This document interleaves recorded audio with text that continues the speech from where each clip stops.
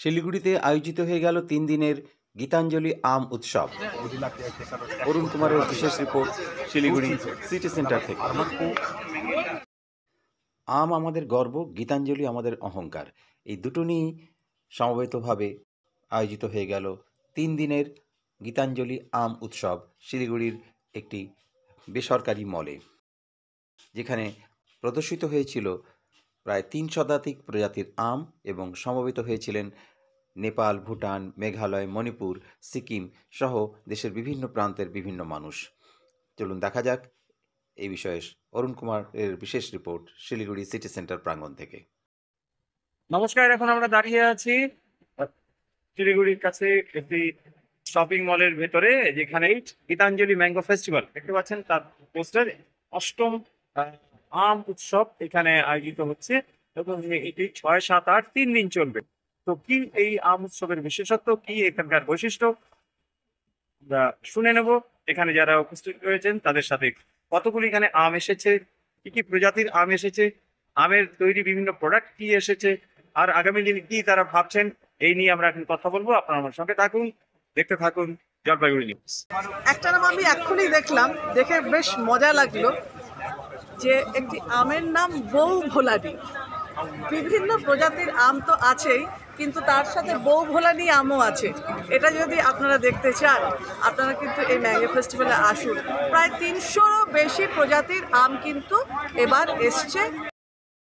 প্রতিবেশী দেশ ভুটানের প্রতিনিধি থিনলে দর্জি জানালেন তার কথা এই আম উৎসব সম্পর্কে।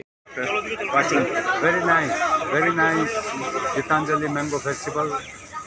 Many varieties of mango, and as I was sharing with the other colleagues here, that I'm inspired to grow mango myself.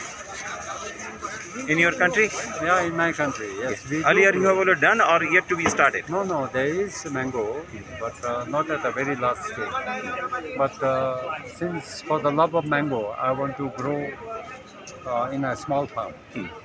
So You are confident it will be success in your cloudy, that atmosphere, the altitude? Yes. The foothills of Bhutan, where there is a tropical climate, we can grow mango. প্রচুর আম তো আছেই, যেগুলো এক্সিবিশনে display আছে, mango product আছে। এবার যারা মেলাতে আসবেন তারা দেখতে পাবেন আমের চা। আপনারা এবার ম্যাঙ্গো ফেস্টিভ্যালে এসে কিন্তু আমের চা টেস্ট করতে পারেন।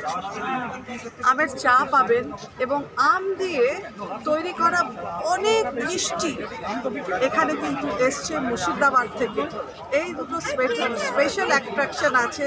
এছাড়া বিভিন্ন জাতের আম এসছে শিলিগুড়ি এবং শিলিগুড়ির আশেপাশের লোকেরা এসে কিন্তু এই আম কিনে নিয়ে যেতে পারেন, এক্সিবিশনের আম দেখতে পারেন। এবারে সবচেয়ে বড় বিশেষত্ব হচ্ছে আমাদের বাংলার আমের মিষ্টি। এত রকমের মিষ্টি এখানে একসাথে এসছে, আমের মিষ্টি সেটা বলার নয়। তার সাথে আমরা নেপাল, ভুটানকে পেয়ে গেছি পার্টনার কান্ট্রি হিসাবে, মেঘালয়কে পেয়ে গেছি পার্টনার স্টেট হিসেবে।